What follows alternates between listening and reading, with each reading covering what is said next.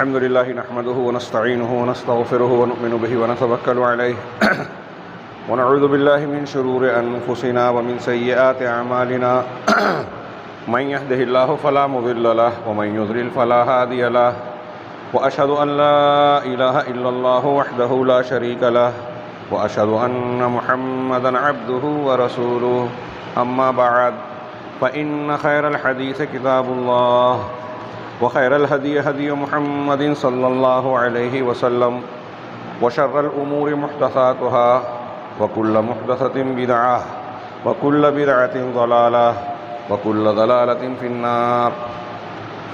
अऊज़ु बिल्लाहि मिनश शैतानिर रजीम। बिस्मिल्लाहिर रहमानिर रहीम। इस्तस्तगीसून रब्बकुम फस्तजाब लकुम अन्नी मुमिद्दुकुम बिअल्फिन मिनल मलाइकति मुर्दिफीन व मा जअलहुल्लाहु इल्ला बुशरा वलितत्मइन्न बिही कुलूबुकुम वमन नस्रु इल्ला मिन इंदिल्लाह इन्नल्लाहा अज़ीज़ुन हकीम। इज़ युग़श्शिकुमुन नुआसा अमानतम मिन्हु व युनज़्ज़िलु अलैकुम मिनस समाइ माअन लियुतहिरकुम बिही व यज़हब अन्कुम रिज्ज़श शैतान व लियरबिता अला कुलूबिकुम व युसब्बित बिहिल अक़दाम। सामईन इकराम, खुतबा जुमा में हमारी गुफ्तगू सिलसिलावार जारी है। ग़ज़वा बद्र से मुताल्लिक़ इसका पस मंज़र, इसकी तैयारी और बाकायदा दो बदो मुकाबले की शक्ल में। यहाँ मैं असल मौजू और इससे मुताल्लिक़ बात को आगे बढ़ाऊँ उससे पहले तवज्जो दिलाना चाहता हूँ कि ये वाक़यात और ख़ास तौर से ग़ज़वा बद्र जिसका हम तज़किरा कर रहे हैं, ये महज़ किस्सा कहानी और वाक़या सुनने सुनाने की हद तक मकसूद इससे नहीं है। अल्लाह तबारक व तआला ने एक पूरी सूरे का बेशतर हिस्सा इस ग़ज़वे के से मुतल्लिक़ा उमूर और इसकी रोशनी में मुसलमानों को क़यामत तक कुछ रहनुमाई, उसूल और तालीमात से नवाजा। तो जाहिर सी बात है कि इसका ताल्लुक़ हमारी ज़िंदगी और ज़िंदगी में पेश आने वाले मसाइल से है। ये गुफ्तगू हमारी हिजरत के तनाजुर में इस तनाजुर में जारी हुई थी कि आज कुछ दुश्मनान दीन और उनके हमारे दरमियान जो आला कार एजेंट मौजूद हैं, वो ऐसी बातों को उछालते हैं जिससे मुसलमानों को ज़हनी, ईमानी, नफ्सियाती अज़ियत पहुँचती है। चुनांचे गाहे बगाहे हम देखते हैं कि मुख्तलिफ़ अंदाज में मुसलमानों के ख़िलाफ़ लोग ज़बान खोलते हैं, दरीदा दहनी करते हैं। दुश्मन तो दुश्मन, मुसलमानों के बीच में जैसे मैंने इससे पहले कुछ नाम लिए थे कि सहाबा कराम को निशाना बनाया गया, और इसके जो दूसरे मकासिद हैं कि एक तो आम लोगों को दीन से मुताल्लिक़ शुकूक व शुबहात में मुब्तला किया जाए, दूसरा ये कि मुसलमानों को इस किस्म के मसाइल में उलझा कर रखा जाए और दुश्मनान दीन अपनी साजिशों में कामयाबी से हमकनार हों। ये एक तरफ मुसलमानों से मुताल्लिक़ा उमूर की बात है। इसके बरख़िलाफ़ उमूमी सतह पर देखें तो ये एक आड़ और पर्दा भी है दुनिया के उन लोगों का जो अहले सियासत हैं। ये जुमा के खुतबे के दरमियान जो गुफ्तगू, इशारा और ये सब होता है, ये जायज़ नहीं है। अल्लाह के रसूल ने फरमाया कि जो जुमा के दौरान ये कहे कि चुप रहो किसी से, तो उसने अपना जुमा का सवाब, अजर सवाब लग़्व कर दिया, ज़ाय कर दिया। लिहाजा इसका एहतमाम होना चाहिए। नबी करीम सल्लल्लाहु अलैहि वसल्लम ने बड़ी सख्ती से इसकी तलक़ीन फरमाई है। जुमा के खुतबे के बीच में बातचीत करना, यहाँ तक कि किसी से ये कहना कि चुप रहो, ये भी ममनू है। मैं ये अर्ज़ कर रहा था कि मुसलमानों के अपने मसाइल के तनाजुर में से हट कर आप देखें, उमूमी तौर पर तो पूरी दुनिया और हमारा मुल्क बतौर ख़ास सारे इंसान और इंसानियत आज बहरान का शिकार है। मुख्तलिफ़ किस्म के मसाइल से दो चार है। अभी हम आज का अखबार उठाएं, इससे पहले के अखबारात को उठाएं, तो हमें नज़र आएगा कि हर तरफ कुछ न कुछ ऐसी परेशानियां लाहिक हैं कि हर इंसान को जुल्म का, ज़्यादती का एहसास है। आज के अखबार में अभी मैंने आते आते देखा, यूपी के एक बस्ती में आबरू रेज़ी का वाक़या हुआ, उसकी ख़बरें भरी हैं। इसके और भी असबाब हो सकते हैं कि बाबरी मस्जिद से मुताल्लिक़ जो पिछला 2-3 दिन पहले फ़ैसला हुआ उस ख़बर को पस मंज़र में डाला जाए, और बाबरी मस्जिद इन्हदाम के केस में जो लोग मुलज़मीन थे, मुजरिमीन थे, जिन्होंने पूरी दुनिया के सामने बरमला फ़खरिया ये कहा था कि हमने मस्जिद को तोड़ा है, तोड़वाया है, 2 रोज़ पहले हमारे यहाँ की एक अदालत ने उन तमाम मुलज़मीन को 27-28 साल के बाद, मुकदमे के बाद उन्हें बरी कर दिया, बाइज़्ज़त बरी कर दिया। जुर्म हुआ, मुजरिम नहीं मालूम। और ये पहली मर्तबा नहीं हुआ, बार बार हमारे यहाँ इंसाफ का गला घोंटा जा रहा है और अब अदलिया से घोंटा जा रहा है। बड़ी जिम्मेदारी से मैं कह रहा हूँ, ये मैं अकेला नहीं कह रहा हूँ। आज उन लबराहन कमीशन के जज जो कमीशन के ज़िम्मेदार थे, उनका भी बयान आया कि मस्जिद का इन्हिदाम एक मनसूबा बंद अमल था, मुनज़्ज़म साजिश थी, और कोर्ट का फैसला है कि भाई ये अचानक हो गया, साजिश नहीं थी, भीड़ बेकाबू हो गई और मस्जिद को तोड़ दिया। और वही फैसले के बाद और आगे पीछे लोग बयान दे रहे हैं कि हमें फ़ख्र है कि हमने ऐसा किया। इससे पहले मस्जिद की मिल्कियत का भी फैसला हुआ, पूरी दुनिया ने देखा, और हमारे यहाँ की सबसे बड़ी अदालत में फैसला हुआ। हम देख रहे हैं कि सिर्फ मुसलमान नहीं, गैर मुस्लिम भी, मुसलमानों की आड़ में दूसरे मसाइल को छुपाया जाता है। हुकूमत अपनी नाकामियों पर पर्दा डालती है, अपनी नाअहली को आड़ में डालती है। एक संगीन मसला उठता है, हिंदू मुस्लिम मामले को उछाला जाता है, मुसलमानों के ताल्लुक से बयानबाजी की जाती है, मीडिया उस पर हंगामा मचाता है और असल मसलों को पसे पर्दा डाल दिया जाता है। ये एक आजमूदा नुस्खा है, और हैरत की बात यह है कि सारे लोग समझते हैं फिर भी बेवकूफ़ बनते हैं। जुल्म का दौर दौरा है, हर तरफ जुल्म और ज़्यादती हो रही है। दुनिया के मुख्तलिफ़ खित्तों में जहाँ जंगें, लड़ाइयाँ, हाँ, और दूसरे बहुत सारे मसाइल हैं, हमारे अपने मुल्क में हम देखें तो ऐसा ही मामला है। हम यहाँ बैठकर फैसले करते हैं, सोशल मीडिया उठाएं तो हमारे यहाँ सब लोग बड़े चालाक नज़र आते हैं। दूसरों के सिलसिले में तबसरा करना, तनकीद करना, कीड़े निकालना, मशवरे देना, बहुत ऊंची ऊंची बड़ी बड़ी बातें करना सोशल मीडिया पर भरी पड़ी है, लेकिन ज़िंदगी में देखें तो कोई उस पर पूरा उतरता हुआ नज़र नहीं आता। जो लोग पोस्टें करते हैं वो भी। हमारे यहाँ कुछ लोग तो तहरीकी मिजाज के ऐसे लोग हैं जिनका दीन और इस्लाम कागज़ और किताब पर ही तक ही महदूद है। बयानबाजी, नारेबाजी, सलफ़ियों और अहलुल हदीस और अहले हक़ को निशाना बनाना, एजेंट बनना दुश्मनों का और दुश्मनों की मदद करना, पूरे आलम इस्लाम में ये जारी है। शाम में देखें, मशरिक़ वुस्ता के दूसरे ममालिक में देखें, सऊदी अरब के मामले में देखें, ऐसा लगता है कि दुनिया के जो बाजीगर हैं, जो शातिर दुश्मनान दीन हैं, वो कुछ मंसूबे और एजेंडे तैयार करते हैं, उसे फेंकते हैं, और मुआफिक मुखालिफ सब उस एजेंडे पर अमल करते हैं। ये जो लोग अहले हक़ पर तनकीदें करते हैं ना, सऊदी अरब, इमाम हरम, सहाबा कराम, अहले हक़ को निशाना बनाना, उनकी सियासत और फ़ैसलों में कीड़े निकालना, ये सब दुश्मनान दीन के एजेंट और उनके आलाकार हैं। वो माने ना माने, समझे ना समझे, उनके मुकर्रर किए हुए खतूत पर चल रहे हैं कि आपस में उलझे रहो, बहस मुबाहिसा करते रहो। तुम्हारी मस्जिद छीन ली गई, मिल्कियत का फैसला खिलाफ में कर दिया गया, धमाका कर दिया, कत्ल कर दिया, लेकिन वो बाइज्जत बरी हो गए, और तुम अगर बयानबाजी कर दो तो तुम्हारे ऊपर घेरा डाल दिया जाएगा, गिरफ्तार कर लिया जाएगा, निशाना बनाया जाएगा कि आप अगर कोई बात कह रहे हैं मस्जिद में, आज हम कहने से डर रहे हैं, हाँ, इतना बदनाम कर दिया कि अरे फला लफ्ज़ इस्तेमाल कर लिया तो नोट हो जाएगा। सारी एजेंसियां, सारी हुकूमत के कारिंदे इसी पर लगे हैं कि जो मजलूम है वो कहीं आ तो नहीं निकाल रहा है, कोई बात तो नहीं कर रहा है, उसको गिरफ्तार करो, और यही हो रहा है। और हम मस्त हैं किस्से कहानियों में। ये जो वाक़यात, मैं असल में ये तमहीद के तौर पर जो इशारा कर रहा हूँ, और ये नाकाफ़ी है, लेकिन वक्त कम है इसलिए आगे बढ़ता हूँ। इस पसे मंज़र को, तमहीद को मैं ज़िक्र करने का मेरा मकसद ये है कि ये जो नाइंसाफ़ियाँ और जुल्म हो रहा है, हम लोग इसकी वजह से एक किस्म के एहसास महरूमी, एहसास कमतरी, मायूसी का शिकार होते हैं। इसकी कोई ज़रूरत नहीं है। ये हालात और वाक़यात हक़ और बातिल की मारका आराई हमेशा रही है और रहेगी। ये दुश्मनान दीन, कुफ़ार और मुशरिकीन का भी इम्तिहान है, हमारा और आपका भी इम्तिहान है। ये स्टेज हमेशा सजता रहेगा, सच्चाई और झूठ की जंग। जो लोग बाइज्जत रिहा होने पर, मैंने कल के दर्स में कहा, खुशियाँ मना रहे हैं, तो उनको भी और ये लोग को भी, फैसला सुनाने वालों को भी सोचना चाहिए कि क्या वो मजहबी तालीमात, छोड़िए इस्लाम को, दूसरे मज़हब में भी, आपके मज़हब में भी जो ये बयान किया जाता है कि हमेशा सच की जीत होती है, इंसाफ को गलबा मिलता है, जुल्म और झूठ कभी फतह नहीं पाते, अगर इनको गलबा मिलता है तो ये आर्जी होता है।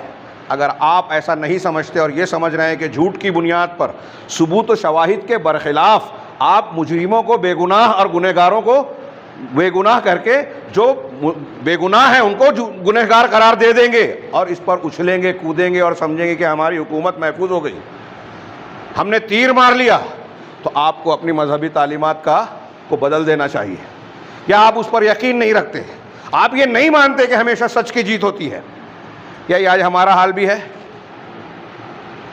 कुरान, हदीस और दुनिया की तारीख के अटल हक़ाइक़ को आज दुनिया के इंसान मानने के लिए तैयार नहीं है।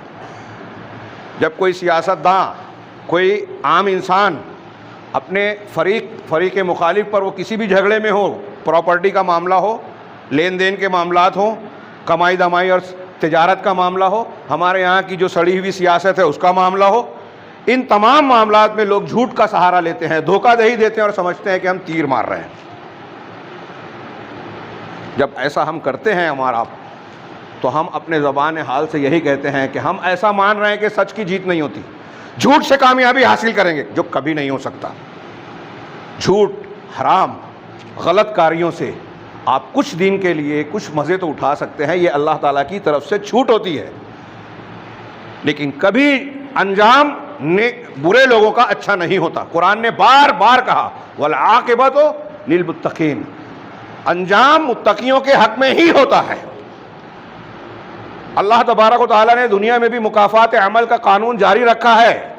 जैसे मादी दुनिया में ऐसा नहीं होता कि आप अगर बबूल बोए तो उस पर आम का पेड़ पैदा हो और आम के फल लगे, कभी नहीं हो सकता। ऐसे ही ऐसा भी नहीं हो सकता कि आप बुराइयां करें, झूठ बोलें, जुल्म करें, दूसरों का हक मारें और आप तरक्की करें, आपकी औलाद अच्छी औलाद हो। ऐसा हो ही नहीं सकता, नामुमकिन बात है।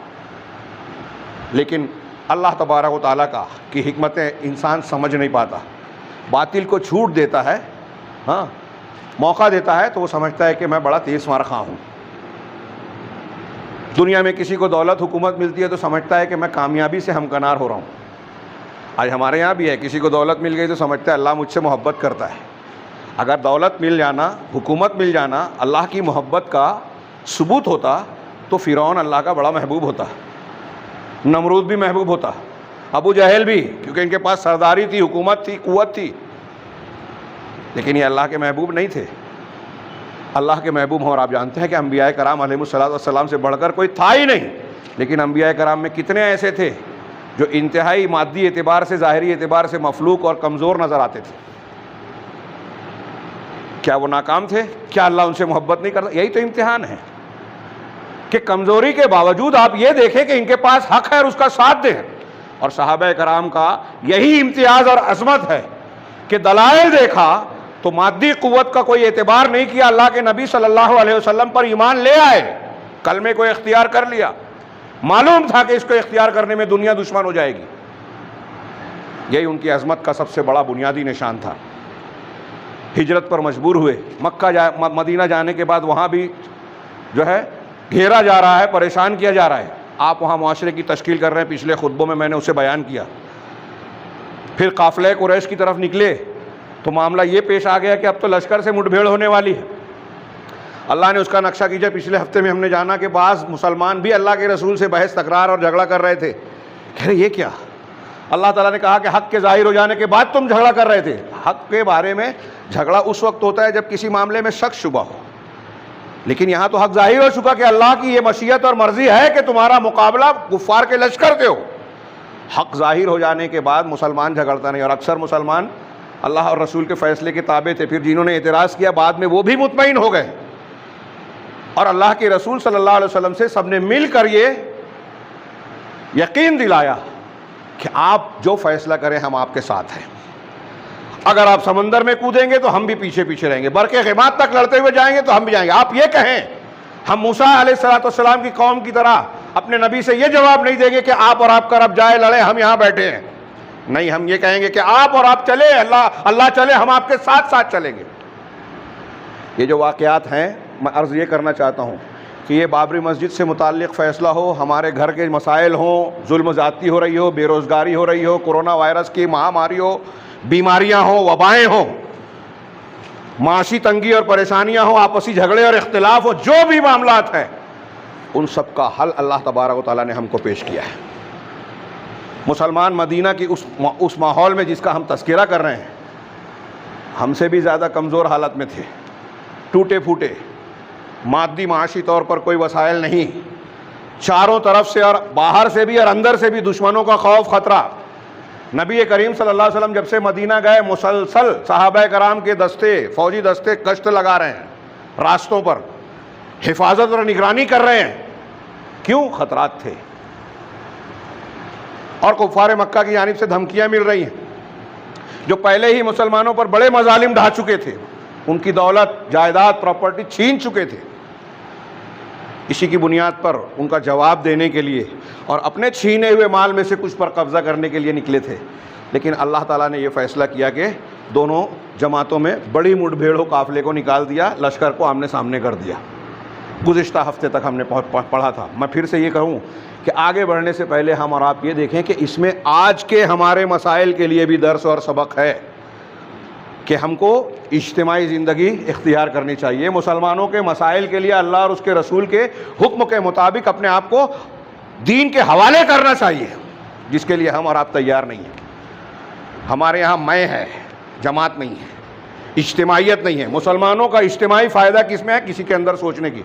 मैं तो ख़वास में देखता हूँ, आवाम और जाहिलों की बात छोड़िए, जो बड़े जानकार हैं उनकी मजलिस में, उनके पास भी देखें तो हमारे यहाँ इज्तिमाई शऊर का फुक़दान है, जो दुनिया में कौमी कामयाबी के लिए सबसे पहली ज़रूरत है। सही अकीदे के बाद, अल्लाह की तौहीद के बाद सुफूफ की तौहीद, आपस में इत्तेहाद, और ये इत्तेहाद दीन की बुनियाद पर, तौहीद की बुनियाद पर। शिर्क और बिदअत वाले मुत्तहिद नहीं हो सकते, वो इकट्ठा होंगे, वो आर्जी किस्म का इत्तेहाद होगा, वो जानवरों वाला इत्तेहाद होता है।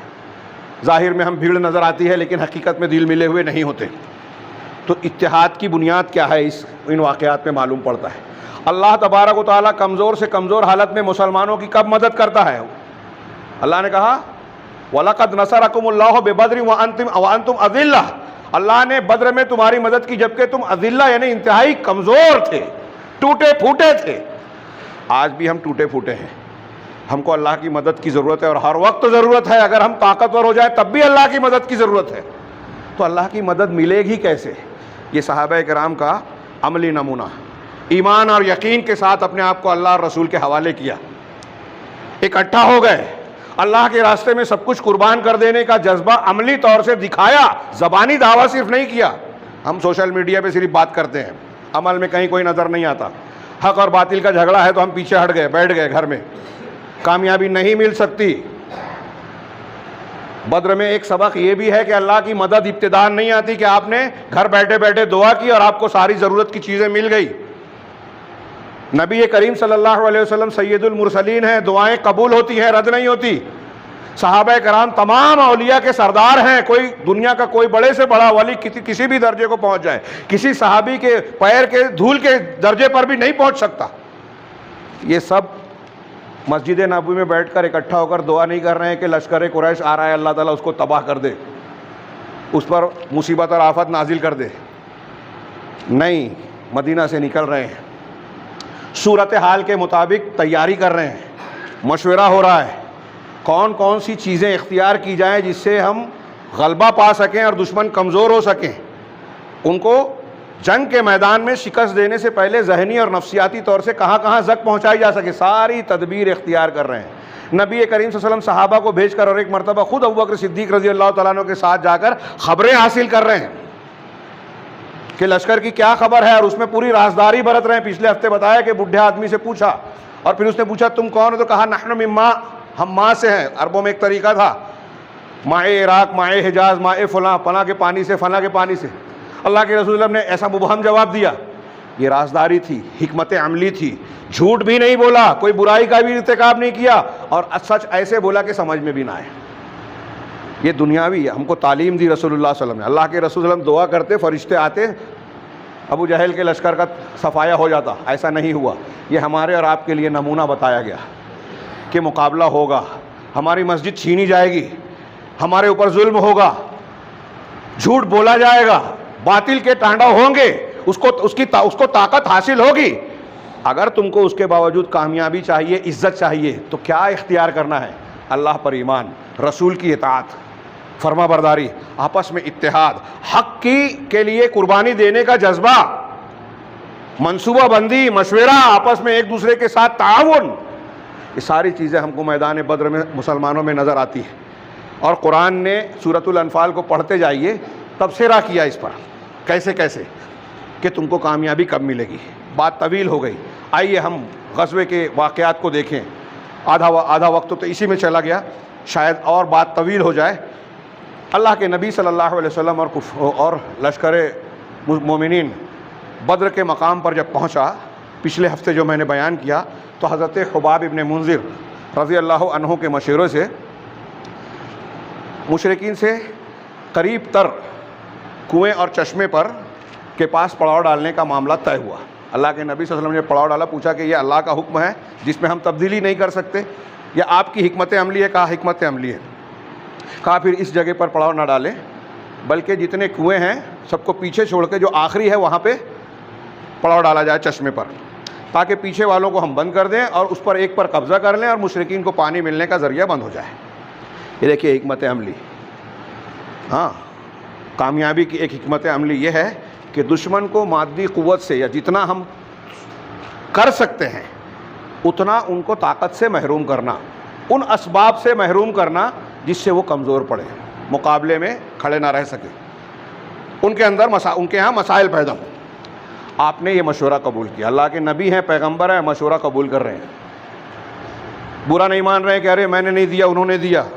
यहाँ हमारे यहाँ लोग क्रेडिट में मारे जाते हैं, मेरा फ़ोटो छपे, मेरी रिपोर्ट छपे, दूसरों ने किया तो उसको कोई जिक्र ना किया जाए, हमारा जिक्र जो है लिखा जाए। अल्लाह के नबी हैं, पैगंबर हैं, एक सहाबी के मशवरे को कबूल कर रहे हैं। फिर हज़रत साद बिन मुआज़ ने मशवरा दिया कि अल्लाह के नबी, हम आपके लिए मैदान में एक ऊंचाई के मकाम पर छप्पर बना देते हैं जिससे आप निगरानी करेंगे, और वहाँ हम आपके लिए सवारी भी तैयार रखेंगे, आपकी हिफाजत और निगरानी भी करेंगे।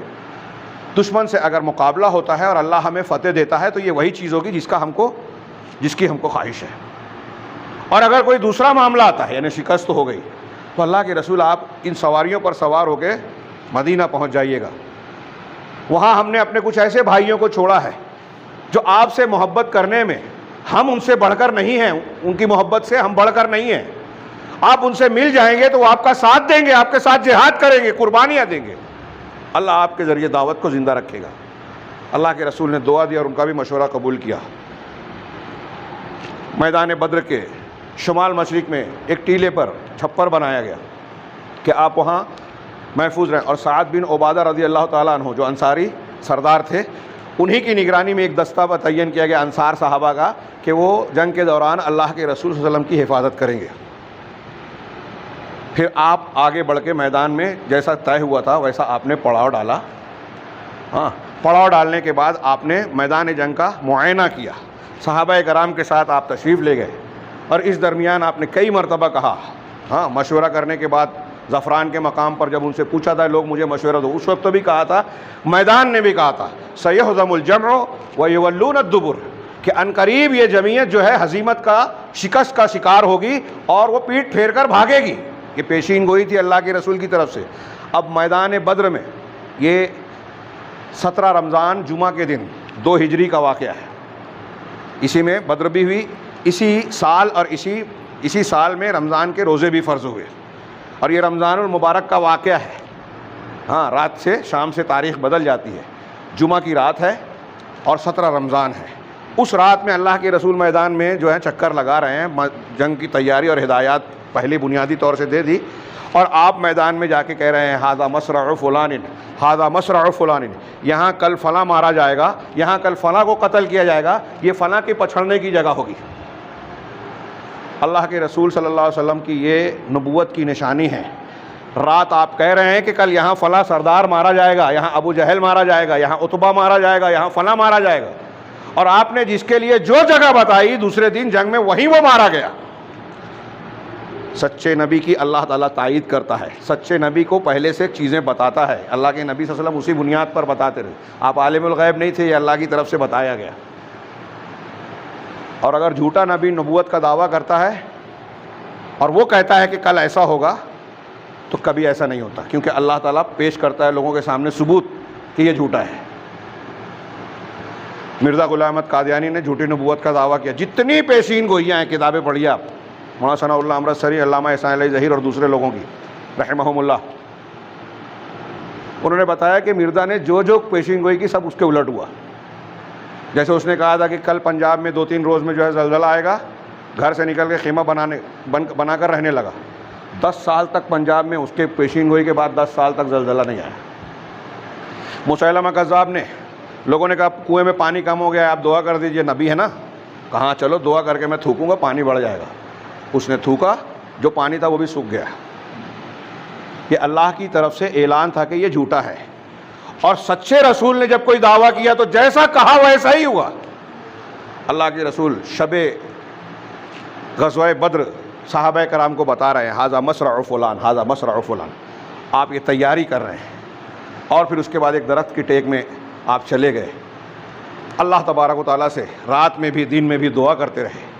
आगे वो आयत जो मैंने पढ़ी उसका तज़किरा करूं, लेकिन उससे पहले कुफ़ार मक्का के लश्कर का तज़किरा हो।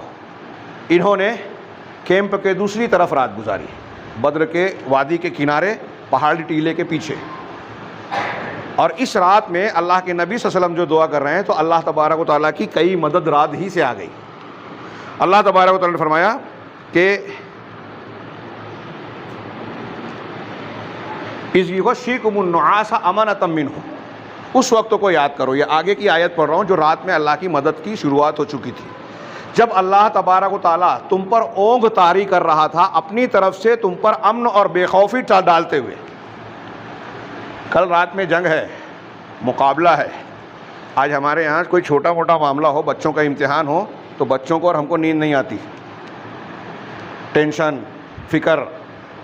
और कोई और मरहला हो, अगर इंटरव्यू देने जाना है, इम्तिहान है, फ़लाँ है, काम है, तो नींद नहीं आती टेंशन के मारे। जंग से पहले रात में नींद आ सकती है। इमाम कतादा इस आयत की तफसीर में कहते हैं कि अगर जंग से पहले नींद आए तो ये अल्लाह की तरफ से, और ज़िक्र की मजलिस में, नमाज और अल्लाह की इबादत में नींद आए तो ये शैतान की तरफ से। सहाबा कराम, रात में नींद आना, ओंघ आना सुबह जंग से पहले, ये अल्लाह की एक बहुत बड़ी नेमत है। बेखौफी की अलामत है कि उनको टेंशन नहीं है, अल्लाह ताला इत्मीनान दे रहा है। दूसरा ये कि नींद आ जाने के बाद जब आदमी सोकर उठता है तो फ्रेश रहता है, नशीत और सरगर्म रहता है, उसके अंदर फुर्ती होती है।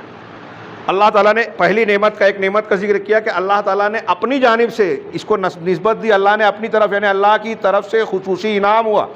उहुद में भी हुआ था और यहाँ भी, कि अल्लाह ने सहाबा कराम और मुसलमानों पर ओंघ डाल दी, नींद आई, वो रात भर अच्छी तरीके से सोने के लिए तैयार हो गए।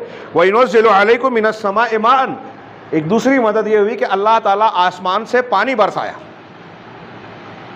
इसके बारे में हदीसों में, तफसीरों में है कि ये पानी मुशरिकीन की तरफ मूसलाधार अंदाज में बरसी, तेज़ बारिश, जिससे उनके हिस्से की ज़मीन जो है दलदली हो गई, पैर रखना मुश्किल हो गया, और मुसलमानों की तरफ हल्की फुहार आई, जिससे पानी की ज़रूरत भी पूरी हुई। और जिस इलाके में जहाँ मुसलमानों की सफ़बंदी और लश्कर कायम होना था, उसकी ज़मीन जो है सख्त हो गई, जो भुरभुरी थी, रेत में पैर धंसते थे, लेकिन बारिश हो जाने के बाद मिट्टी जम गई और पैर आसानी से पड़ने लगे।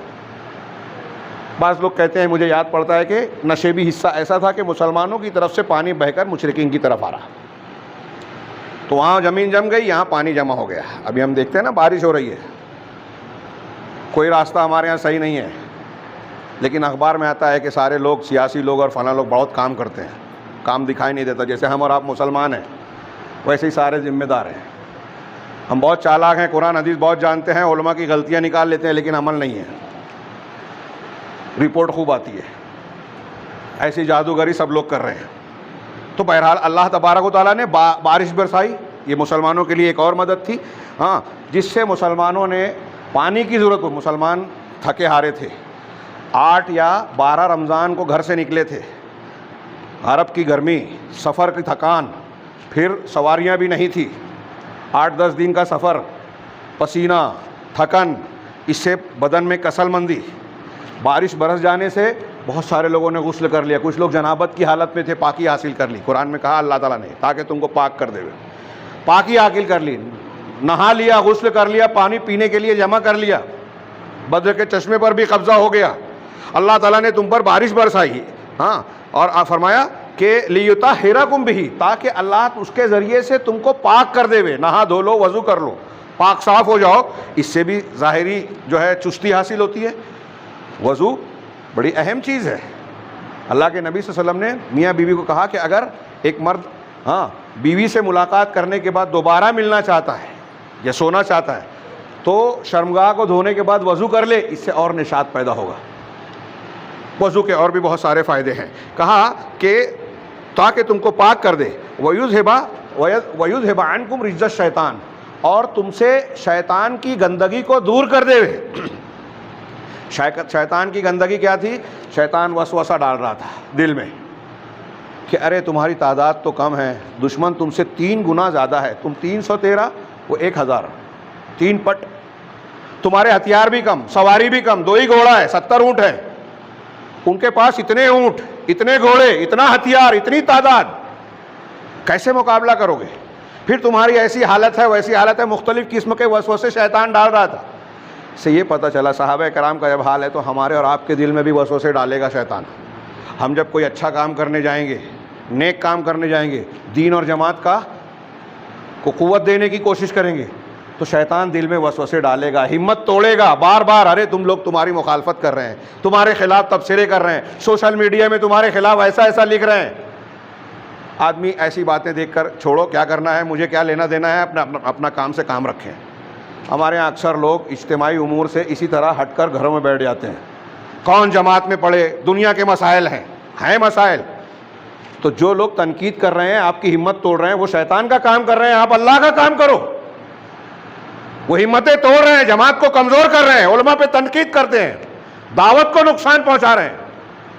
हमारे यहाँ जो लोग उलमा पे तनकीद करते हैं ना, वो क्या समझते हैं छोटी मोटी बात है, उनकी हिम्मत तोड़ रहे हैं, लोगों को उलमा से दूर कर रहे हैं, दीन को, इस्लाम को नुकसान पहुंचा रहे हैं। आम मुसलमान की गीबत चुगली करना मुर्दा भाई का गोश्त खाना है। अहले इल्म ने लिखा कि उलमा की बुराई करना जहरीला गोश्त खाना है, ये बड़ा गुनाह है, क्योंकि आप सिर्फ उस आलिम का नुकसान नहीं कर रहे हैं, जो लोग उनसे दीन सीख सकते थे, उनसे मसाइल पूछेंगे, उनसे तरबियत हासिल करेंगे, उनसे दूर होंगे। अब कौन सा आलिम, कौन सा दुनिया का इंसान है जिसके अंदर ऐब ना हो? आप चाहते हैं कि कोई फरिश्ता हो, आप फरिश्ते हैं, लेकिन हमारे यहाँ लोगों का मशगला यही है, कोई अगर तरक्की कर रहा है, कोई अच्छा काम कर रहा है, तो उसको इतना खोदा जाए, छेदा जाए कि वो काम करना छोड़ दे। और ऐसे बहुत सारे लोग घर बैठे हुए हैं, दीन का काम करने के लिए वक्त नहीं है, शौक़ के लिए, क्रिकेट देखने के लिए हमारे नौजवानों के पास बहुत वक्त है, दरस कुरान, दरस हदीस के लिए वक्त नहीं है, उसमें उकताहट और बोरियत महसूस करते हैं। अल्लाह का कलाम सुनने में उनको मज़ा नहीं आता, शैतान का कलाम, शैतान का नगमा सुनने में, गीत गाना, मौसीकी सुनने में बड़ा लुत्फ़ आता है। ये जो मैं कह रहा हूँ, अहले इल्म ने लिखा है कि शैतानी असरात की निशानी है कि आपको कुरान सुनने में लज्जत ना मिले, गाने और मौसीकी सुनने में लज्जत मिले। ये इस बात की निशानी है कि शैतान आप पर गालिब है। खैर, अल्लाह तबारक व तआला ने फरमाया कि ताकि पानी बरसाया ताकि तुमको पाक कर देवे। हाँ, वमा वयुज़हिबा अन्कुम रिज्ज़त शैतान वले यरबित अला कुलूबिकुम वयुसब्बित बिहिल अक़दाम, और ताकि तुम्हारे दिलों को मजबूत कर दे और तुम्हारे कदम को जमा देवे। दिल का मजबूत करना यह अंदरूनी बात है, कदम का जमाना ये ज़ाहिरी बात है, सामने नज़र आने वाली बात। अल्लाह तबारक व तआला ने अंदर से शैतानी वसवसे का भी इलाज किया पानी के ज़रिए, और ज़ाहिरी तहारत और निशात का भी इंतज़ाम किया। ये शब बदर अल्लाह की मदद आ गई है। मुसलमान सो के, नहा धो के, हाँ, इत्मीनान के साथ रात गुजार रहे हैं। जिनको थोड़ा सा इख्तिलाफ हुआ था, अब वो भी मुतमईन है और अल्लाह के रास्ते में जान की बाजी लगाने के लिए तैयार है। इधर कुफ़ार मक्का ने अब जब सुबह हुई तो ये लोग मक्का के मुशरिकीन मैदान की तरफ आ रहे हैं, सफ़बंदी कर रहे हैं। अल्लाह के नबी सल्लल्लाहु अलैहि वसल्लम ने मैदान में तशरीफ़ लाके सफ़ लगाना शुरू किया। आप सफ़ों की तरतीब दे रहे हैं। इस दरमियान एक सफ़ में आगे की सतह पर एक सहाबी अजीब व गरीब वाक़या पेश आया। सवाद बिन गज़िया रज़ी अल्लाह तआला अन्हु एक सहाबी हैं। ये सफ़ से थोड़ा आगे निकले हुए थे, इनका सीना बाहर था। हाँ, ये अल्लाह के रसूल ने पहली मरतबा, मैंने इससे पहले ज़िक्र किया, बाज़ उलमा ने तज़किरा किया है इसका, मुवफ़्फ़क़ सालिम ने, कि ये तरीक़ेकार अरबों में नया था जो नबी करीम सल्लल्लाहु अलैहि वसल्लम ने शुरू किया। आपने तीर, आपके हाथ में एक छोटा नेज़ा या तीर थी। सवाद बिन गज़िया जो आगे निकले थे उनके सीने पर, पेट पर लगाकर आपने दबाया कि पीछे हो जाओ, सफ़ में ठीक हो जाओ। ऐसे ही सफ़ नमाज की भी सीधी होती है। उन्होंने कहा अल्लाह के रसूल आपने मुझे तकलीफ़ दी और अल्लाह ने आपको हक़ व इंसाफ़ कायम करने के लिए भेजा है, लिहाजा मुझे आप बदला दीजिए। एक साहबी रसूल मैदान जंग की सफ़ दुरुस्ती में अल्लाह के नबी से कह रहे हैं कि आपने तकलीफ़ दी, मुझे बदला दीजिए। अल्लाह के नबी सल्लल्लाहु अलैहि वसल्लम ने पेट खोल दिया। हम में से किसी से अगर कोई कहा जाए तो मुझसे कहेगा मैं माफ़ी मांगूँ? हमारी अना और तकब्बुर हक़ के वाज़े होने के बावजूद हमको झुका नहीं पाती, झुकने नहीं देती। अल्लाह के रसूल ने पेट खोल दिया और कहा कि सवाद अपना बदला ले लो। लेकिन आपने जैसे ही पेट खोला, हज़रत सवाद बिन गज़िया रज़ी अल्लाह तआला आपसे चिमट गए और आपके पेट का बोसा देने लगे। नबी करीम सल्लल्लाहु अलैहि वसल्लम ने पूछा कि तुमको इस बात पर किस चीज़ ने आमादा किया, ऐसा क्यों कर रहे हो? कहा अल्लाह के रसूल हालात आप देख रहे हैं, नतीजा क्या हो नहीं कह सकता। ऐसे हालात में मेरी ये ख्वाहिश हुई कि अल्लाह के रसूल मेरे बदन से आपका बदन मस हो जाए। ये मेरी ख्वाहिश थी सिर्फ आपसे मोहब्बत का, कि हो सकता है आगे मुलाकात ना हो सके। नबी करीम सल्लल्लाहु अलैहि वसल्लम ने उन्हें दुआ दी और फिर जंग की हिकमत अमली बयान की, तरतीब दी सफ़ों को, लोगों को उभारा और तलकीन की कि जो अपने तीर हैं, अपने हथियार हैं, इसको बचा कर रखना। पहले ही से बिला वजह तीर चलाकर ज़ाय नहीं करना। जब तक मेरा हुक्म ना हो तुम इक़दाम ना करना, पहले अपना दिफा करना। जब दुश्मन जमघटे के साथ करीब आ जाए तब तीर चलाना, अपनी तलवार को रोके रखना। जब ज़रूरत हो दिफा करना और जब हुक्म दिया जाए तब जवाबी हमला करना। इस तरह की हिदायत दे रहे थे आप। और फिर उसके बाद हिदायत देने के बाद, सफ़बंदी के बाद, अल्लाह के नबी सल्लल्लाहु अलैहि वसल्लम अबू बकर सिद्दीक़ के साथ छप्पर में चले गए अपने, और वहाँ अल्लाह तबारक व तआला के जनाब में आजिज़ी, गिरियाज़ारी, इल्हा करने लगे। उसी का तज़किरा अल्लाह तबारक व तआला ने यहाँ किया, इस्तस्तगीसून रब्बकुम फस्तजाब लकुम। जब तुम अपने परवरदिगार से फरियाद कर रहे थे, मदद तलब कर रहे थे, अल्लाह ने तुम्हारी दुआ और मांग को कबूल किया। यहाँ सबसे बड़ा सबक है। दुनिया में कोई भी काम करना हो, ये बाबरी मस्जिद का मसला हल करना हो, मुजरिमीन की को सज़ा देना हो, दुश्मनों का मुकाबला करना हो, या हमारे घर के मसाइल हल करना हो, हमारे सामने दो चीज़ें होती हैं, एक मादी असबाब, एक क़ल्बी असबाब। दो तरह की इस्तिआनत होती है जिनसे हम मदद हासिल कर सकते हैं अपने मसाइल को हल करने में। एक क़ल्बी है जो ईमान से, तवक्कुल से, अल्लाह से ताल्लुक़ रखने से मुताल्लिक़ है, जुड़ी हुई है, और दूसरी इस्तिआनत असबाब ज़ाहिरिया से। अब नबी करीम सल्लल्लाहु अलैहि वसल्लम मदीना से निकल चुके, सहाबा कराम की जो तादाद थी उनको तैयार कर चुके, सफ़बंदी कर चुके, सारा इंतज़ाम ज़ाहिरी कर चुके, अब अल्लाह से मदद मांग रहे हैं। मदद अल्लाह की तरफ से आती है। यहाँ तौहीद का सबक मिलता है कि नबी करीम सल्लल्लाहु अलैहि वसल्लम सैयदुल मुरसलीन, खातमुन नबिय्यीन, अल्लाह ताला के मुक़र्रब तरीन बंदे, आप अल्लाह से मांग रहे हैं कि अल्लाह मदद कर। आज हमारे यहाँ कुरान हदीस को मानने वाले अपनी ज़रूरियात के लिए मज़ारों पर जा रहे हैं, बुज़ुर्गों को पुकार रहे हैं, शख्सियात से लौ लगाते हैं, उनको वसीला समझते हैं कि फ़लाँ बाबा और मज़ार पर जाएंगे तो इनके ज़रिए से अल्लाह हमको औलाद देगा, हमारा कर्जा निपटाएगा, हमारी मुश्किल आसान करेगा, बिगड़ी को बनाएगा। अरे जब जनाब मोहम्मद रसूलुल्लाह सल्लल्लाहु अलैहि वसल्लम अल्लाह से मांग रहे हैं, उनको ताकत नहीं है, तो इन मरने वाले बुज़ुर्गों, चाहे जिस मरतबे को, इनको ताकत मिल जाएगी। ये कुरान का सबक समझ में नहीं आता? क्यों अल्लाह ताला ने किस्सा कहानी सुनाया है हमको और आपको, दर्स दिया है कि नबी करीम सल्लल्लाहु अलैहि वसल्लम को नमूने को इख्तियार किया जाए। अगर तुम परेशान हो, मुसीबत में हो, अल्लाह से मांगो। मादी असबाब जो तुम्हारे हैं उतने इख्तियार करो, नहीं है तो कोई बात नहीं, अल्लाह से दुआ करो, कम से कम ये करो। अल्लाह के नबी सल्लल्लाहु अलैहि वसल्लम तवक्कुल और अल्लाह पर भरोसा करने वालों में सबसे आला हैं। लेकिन आप भी जंग का, यहाँ बद्र में भी आपने मुकाबले के लिए ज़ेरा पहनी, जंगी लिबास पहना, दुआ की, तैयारी की, सफबंदी की, उसके बाद अल्लाह से दुआ की। ये हमारे यहाँ तसव्वुफ और सूफिया और हम और आप ये अफीम की गोली खा के बैठे हैं, कुरान हदीस के सबक को भुला कर बैठे हैं कि समझते हैं कि सिर्फ कोई हम कुर्बानी ना दें, मदद ना करें, अल्लाह के रास्ते में कोई मंसूबाबंदी ना करें, दीन और कामयाबी के लिए कोई अमल ना करें जो कुरान हदीस ने बताया, बस बैठ के दुआ करें मसला हल हो जाएगा। अपने शब रोज़ के औकात जो है मोबाइल की गंदी चीज़ों में वक्त ज़ाय करें, दोस्तों के साथ गपशप करें, हुल्लड़बाजी करें, कुरान हदीस की तालीमात के लिए वक्त ना हो, दीन के लिए कुर्बानी का कोई जज्बा ना हो, और जहाँ मसला पेश आए अचानक मस्जिद में चले गए नहीं गए, दुआ कर ली और अल्लाह हमको कामयाबी दे देगा। नहीं, अल्लाह की मदद ऐसे नहीं आती। ये देखिए जनाब मोहम्मद रसूलुल्लाह सल्लल्लाहु अलैहि वसल्लम हमारे और आपके लिए, सारी कायनात के लिए नमूना है, सबसे आला इंसान है। तवक्कुल और अल्लाह पर भरोसा करने में आपसे बढ़कर बल्कि आपके आसपास भी कोई नहीं हो सकता। आप सारे तदाबीर इख्तियार करने के बाद अल्लाह से मांग रहे हैं। मुस्तजाबुद दावात हैं, फस्तजाब लकुम।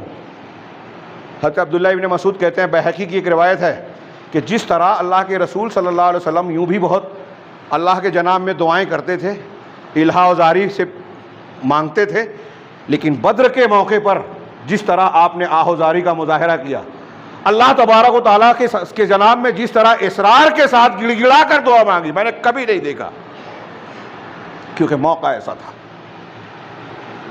अल्लाह के नबी सल्लल्लाहु अलैहि वसल्लम दुआ मांग रहे हैं, रो रहे हैं, गिड़गिड़ा रहे हैं, आपकी चादर आपके कंधे से गिर गई।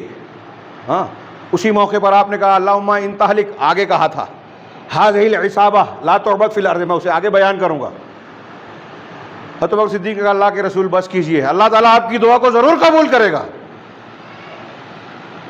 नबी करीम सल्लल्लाहु अलैहि वसल्लम पर झपकी तारी होती है, लेकिन अभी जंग के शुरू होने के वक्त ये मामला हुआ। उधर कुफ़ार मक्का, मैं यहाँ बाद में आता हूँ, कुफ़ार मक्का का लश्कर जब मैदान में आ गया तो उसकी सिफत कुरान ने भी बयान की है। हाँ, वला तकूनू कल्लज़ीना खरजू मिन दियारिहिम बतरन व रिआ अन्नास, तुम उन लोगों की तरह ना हो जाओ जो अपने शहरों से इतराते हुए, लोगों को दिखाते हुए निकले। इनको घमंड था, जहाँ इनको जोहफ़ा में मकाम पर ख़बर मिल गई थी कि हमारा काफ़िला बच निकला है और कुछ लोग बोल रहे थे कि वापस आ जाओ। अबू जहल ने अकड़ में कहा नहीं, हम बद्र में जाएंगे, 3 दिन क़याम करेंगे, नाचने वाले गाने वालियाँ हमारे लिए नाचेंगी गाएंगे, हम जश्न मनाएंगे, ऊँट ज़बह करके खाएंगे पिएंगे, ताकि दुनिया के लोगों में हमारा चर्चा हो और हमारी धाक बढ़ जाए अरब में। अल्लाह के रसूल सल्लल्लाहु अलैहि वसल्लम ने भी उनको देखकर यही कहा था कि अल्लाह के रसूल ये कुरैश हैं जो तेरी दुश्मनी में तेरे रसूल की मुखालफत करते हुए आए हैं सामने, ऐ अल्लाह आज इनको ऐंठ कर रख दे, तोड़ दे। उधर अबू जहल अपने लश्कर को लेकर आया और फिर उसके बाद उसने मुसलमानों की जमीयत का अंदाज़ा लगाने के लिए एक शख्स को, हाँ, उमैर बिन वहब जमही शख्स नाम था, उसको कहा कि जाकर देखो मुसलमानों के लश्कर का क्या हाल है। उसने घोड़े पर एक चक्कर लगाया, वापस आया और उसने कहा कि मेरे अंदाज़े के मुताबिक, देखिए उनके अंदाज़े, हम लोग अपने आप को ज़हीन समझते हैं, आज भी अरबों की जहानत और हमारी जहानत का कोई मुकाबला नहीं है, उस वक्त तो वो फितरत से करीब थे। उसने कहा कि मेरे अंदाज़े के मुताबिक ये 300 या 300 से कुछ ज़्यादा है, 313 थे। कहा रुको, फिर से मैं एक निगरानी करके आता हूँ कि कहीं कोई छुपी हुई कुमक या मदद तो नहीं है जो कहीं इंतज़ार कर रही है, बाद में इनके साथ आके मिल जाए। फिर एक लंबी मसाफत घोड़े पर उसने तय की और घूम कर वापस आया और उसने कहा कि नहीं, कोई कमीन नहीं है, कोई इनकी मदद और कुमक मौजूद नहीं है, बस यही लोग हैं, इतने ही लोग हैं। लेकिन ऐ कुरैश के लोगों, मैंने बलाओं को देखा है जो अपने साथ मौत लिए हुए हैं। यसरिब के ये ऊँट जो मदीना के ऊँट हैं, इन पर मौत सवार है। अल्लाह की कसम मुझे ये साफ नज़र आ रहा है कि उनमें का कोई एक आदमी भी अगर मारा जाएगा तो हम में से किसी को मारे बगैर ही मरेगा। इनकी पनाहगाह, इनकी हिफाजत और निगरानी सिर्फ उनकी तलवारें हैं और कोई दूसरा मदद, कोई दूसरी चीज़ इनके एतमाद की नहीं है। ये ज़ाहिरी तौर पर कहा था, एतमाद की चीज़ तो अल्लाह ताला की ज़ात थी। कहा सोच लो, उमैर ने कहा कि ऐ कुरैश के लोगों सोच लो, अगर उन्होंने तुम्हारे इन लोगों को, पसंदीदा लोगों को मार दिया तो फिर इनके मर जाने के बाद जीने का मजा क्या रहेगा? गौर कर लो। जंग से पहले इस किस्म की बात जाहिर सी बात है कि हौसला तोड़ने वाली है। अल्लाह ताला ने एक मदद ये की जो आगे की आयतों में बयान किया सूरह अनफाल में, कि काफिरों के दिलों में अल्लाह ने रौब डाल दिया। अगर हम सच्चे रहेंगे, अच्छे रहेंगे, अल्लाह वाले रहेंगे, तो काफिरों के दिल में हमारा रौब होगा। हमारा आज रौब नहीं है, मुसलमान खसो खाशाक की तरह है। इसीलिए पता है कि हम बाबरी मस्जिद का फैसला खिलाफ में कर देंगे, तोड़ने वालों को बेगुनाह रिहा कर देंगे, बम धमाके के मुलजिमीन को बेगुनाह छोड़ देंगे, कोई कुछ नहीं कर पाएगा। पूरी दुनिया में यही हाल है। फ़लस्तीन के मामले में ढिठाई के साथ, बेगैरती के साथ जालिमाना करारदादें पास होती है, इंसाफ की गुहार को वीटो कर दिया जाता है, आलमी ताकतें रद्द कर देती हैं, कोई कुछ नहीं कर पाता। हम आपस ही में एक दूसरे को कोसते हैं जिम्मेदार, अरे सऊदी अरब की वजह से ऐसा हो रहा है, फलां की वजह से। हालांकि लोगों को कमजोर करने के लिए ये जो लोग तनकीद कर रहे हैं, ये भी उन्हीं के एजेंट हैं, जो दुश्मनाने दीन हैं, आलमी ताकतें हैं। ये रवाफिज, ये शिया, ये तहरीकी, सब उनके काम आ रहे हैं। मिंबर रसूल से पूरी जिम्मेदारी और बसीरत की बुनियाद पर कह रहा हूं कि उनको होश हो या ना हो, कोई मंसूबा बंदी नहीं है। ये देखिए, बद्र में अल्लाह के रसूल सहाबा कराम मंसूबा बंदी कर रहे हैं, जासूसी कर रहे हैं, दूसरों की खबरें निकलवा रहे हैं। हमारे यहाँ ऐसा कोई नज़्म नहीं है। कोई मामला हो, जज्बाती हो जाएंगे, कोई रद्द अमल का मुजाहरा करेंगे, मुसलमान का नुकसान पहुँचाएंगे। यहाँ ये भी पता चला कि मदद यूं ही नहीं आती, पहले हमको आपको ईमान साबित करना होगा, अल्लाह के रास्ते में कुर्बानी के जज्बे का मुजाहरा करना होगा, अपनी मेहनत और कोशिश करनी होगी, उसके बाद अल्लाह से दुआ करें, मदद आएगी। तो उमैर बिन वहब ये कह रहा है। उधर उसके बाद हाँ, अबू जहल जो है वो अपने नशे में है, कुफ़ार के लश्कर को तैयार किए हुए, और अल्लाह ताला का फैसला हो चुका था कि मुठभेड़ होगी। इससे इस्लाम को गलबा दिलाना मकसूद था अल्लाह को। हकीम बिन हिज़ाम जो उस वक्त काफिर थे, बाद में मुसलमान हुए, हाँ, और बद्र में वो बच निकले। बाद में कसम खा के कहते थे, ला वल्लदी नज्जानी मिन बद्रिन मिन यौम बद्रिन, उस ज़ात की कसम जिसने मुझे बद्र के दिन बचा लिया। हज़रत हकीम बिन हिज़ाम बाद में सहाबी बने, बड़े अच्छे सहाबी, लेकिन बद्र में काफिरों की तरफ से थे। वही गए उतबा के पास, जो मक्का के लोगों का एक सरदार था। कहा कि आप लोगों के सरदार हैं, इज़्ज़त के लायक हैं, लोग आपकी इताअत करते हैं, बात मानते हैं। आज आप एक ऐसा काम क्यों नहीं कर जाते जिससे बाद में आपका नाम लिया जाए, हमेशा ज़िंदा रहे, तारीफ़ की जाए। कहा वो क्या काम है हकीम? तो कहा आप मक्का के लश्कर को मनाकर वापस ले चले, और अम्र बिन हज़रमी का जो कत्ल हुआ था सरिया नखला में मुसलमानों के हाथ से, वो आपके हलीफ थे, उनके बदले का ज़िम्मा आप ले लीजिए। उनके कबीले और घर के लोगों को कहिए कि मैं उसके बदले में दियत देने को तैयार हूँ, ताकि उनको इत्मीनान हो जाए और लश्कर को वापस ले चले। तो कहा बात तुम ठीक कहते हो, मैं उसका हलीफ हूँ, अम्र बिन हज़रमी के दियत को देने के लिए मैं तैयार हूँ, तुम जाओ। मुझे अगर लोगों के मामले को बिगाड़ने और फसाद भड़काने का अगर किसी से डर है तो हंज़लिया के पूत से, यानी अबू जहल से। वो नहीं मानेगा, वो बिगाड़ पैदा करेगा। तुम जाके मेरा नाम लेकर उसको ये पैगाम दो। हकीम बिन हिज़ाम अबू जहल के पास जाते हैं, सीरत की किताबों में ये मौजूद है। और उतबा जो है एक सरदार है, वो कुफ़ार के दरमियान खड़े होकर तकरीर कर रहे हैं। वो कहते हैं कि लोगों, अगर हमने मोहम्मद सल्लल्लाहु अलैहि वसल्लम और उनके साथियों को मार भी लिया तो हम कोई बहुत बड़ा कारनामा अंजाम नहीं देंगे। जंग के बाद अगर हमको कामयाबी भी मिली तो हम मरने वालों में जिन चेहरों को देखेंगे, ये वही चेहरे होंगे जिनको देखना हम पसंद नहीं करेंगे, क्योंकि हमारे ही में से किसी का चचाजाद भाई होगा, खालाजाद भाई होगा, हमारे अपने कुंबे कबीले का फर्द होगा।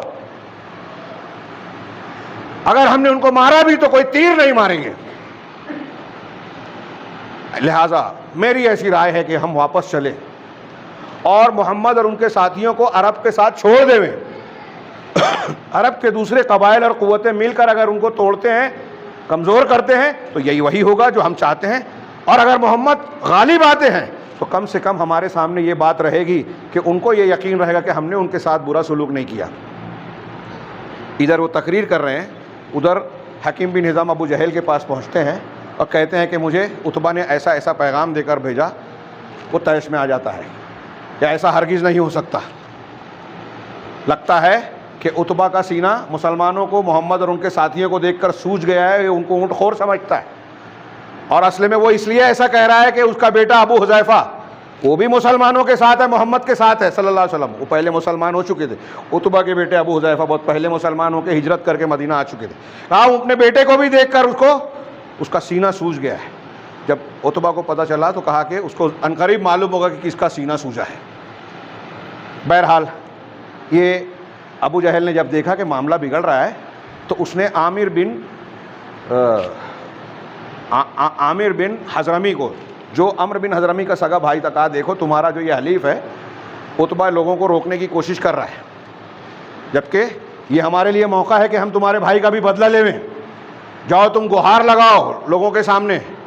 उसने अपना चूतड़ खोला। उस टाइम के हिसाब से मजलूमियत के इजहार का एक तरीका था, और चीख चीख कर वाह अमरा कहना शुरू किया, यानी हाय अम्र। लोगों में जोश पैदा हो गया कि अब जंग और मुकाबला करना है।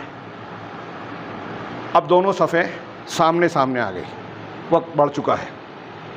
दोनों आमने सामने जब पहुँचे तो सबसे पहले मुशरिकीन की तरफ से एक शख्स असवद बिन अब्दुल असद मखजूमी, ये बड़ा अड़ियल और बददिमाग किस्म का आदमी था, ये आगे निकला और कहा कि मुसलमानों का जो चश्मा है बद्र का पानी का, मैं वहाँ पानी पी कर रहूँगा। खुद से आगे बढ़कर पानी की तरफ लपका। मुसलमानों की तरफ से अल्लाह के नबी सल्लल्लाहु अलैहि वसल्लम के चचा अमीर हमज़ा रज़ी अल्लाह तआला अन्हु निकले और उन्होंने उसका मुकाबला किया। उसके पैर पर ऐसा वार किया कि उसका पैर एक तरफ से पिंडली से कटकर हवा में उछल गया और वो ज़मीन पर गिर गया। मुशरिकीन की तरफ उसका पैर है जिससे खून का फव्वारा बह रहा है और वो कुएं की तरफ घिसट रहा है, और कहा कि मैं तो इस कुएं का पानी पी कर रहूँगा। लेकिन वो कुएं तक, चश्मे तक पहुँचता उस वक्त तक हज़रत अमीर हमज़ा ने फिर से एक वार किया और वो कुएं में गिरकर वहीं चश्मे के किनारे पर गिरकर ढेर हो गया। ये देखना था कि इधर जोश पैदा हुआ।